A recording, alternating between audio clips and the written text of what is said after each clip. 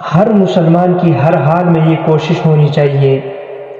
کہ ہم ہر معاملے میں، ہر کام میں پیغمبر صلی اللہ علیہ وسلم کی سنت کی اتباع کریں۔ پیغمبر صلی اللہ علیہ وسلم کا طریقہ یہ تھا کہ آپ اکثر بلکہ ہمیشہ رات کو باوضو ہو کے سویا کرتے تھے، آرام فرماتے۔ سونے سے پہلے آپ ہمیشہ وضو کرتے تھے۔ ہاں، کبھی کبھار ایسے بھی مواقع آئے ہیں کہ آپ بغیر وضو کے رہے ہو، لیکن ہمیشہ اور اکثر پیغمبر صلی اللہ علیہ وسلم کا طریقہ اور سنت آپ کی یہ ہے کہ آپ وضو کر کے سویا کرتے تھے۔ حدیث میں رات کو سونے سے پہلے وضو کی بہت بڑی فضیلت آئی ہے۔ حدیث میں آتا ہے جب کوئی انسان رات کو سونے سے پہلے وضو کر کے سوتا ہے، سنت کے مطابق سوتا ہے، تو اللہ رب العزت آسمان سے ایک فرشتہ بھیجتا ہے، اور یہ فرشتہ پوری رات اس آدمی کے پاس رہتا ہے۔ رات کو سوتے ہوئے جب یہ انسان کروٹ بدلتا ہے تو فرشتہ اللہ سے دعا کرتا ہے کہ اللہ اس بندے کے گناہوں کو معاف فرما،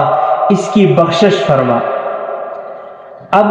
یہ سو رہا ہو یا جاگ رہا ہو، اس کو پتہ ہو یا پتہ نہ ہو، بہرحال کیف ہر صورت میں یہ جب ہلتا ہے، کروٹ بدلتا ہے، تو فرشتے کی طرف سے اس انسان کے لیے یہ دعا اللہ کے دربار میں ہوتی ہے، یہ درخواست فرشتہ کرتا ہے، دعا کرتا ہے۔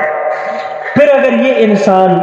اس کو جاگ آ جاتی ہے، یہ جاگ جاتا ہے اور اس کے حواس بحال ہو جاتے ہیں، یہ لیٹے بیٹھتا نہیں ہے، ایسے ہی لیٹا ہوا ہے، اور دل ہی دل میں اس کا کچھ آ جاتا ہے اور یہ کوئی دعا کر لیتا ہے، تو پیغمبر صلی اللہ علیہ وسلم فرماتے ہیں کہ اس کی یہ دعا اللہ رب العزت ضرور قبول کر لیتا ہے۔ ویسے دعا کے لیے تو آداب یہ ہے کہ انسان اٹھے گا، باوضو ہو تو زیادہ بہتر ہے، قبلہ رو ہو کے بیٹھے، تشہد کی حالت میں بیٹھے، مصلی پر بیٹھے، مسجد میں بیٹھے، باادب ہو کے بیٹھے، لیکن یہاں کسی چیز کو شرط نہیں قرار دیا، یہاں ہاتھ اٹھانے کی بھی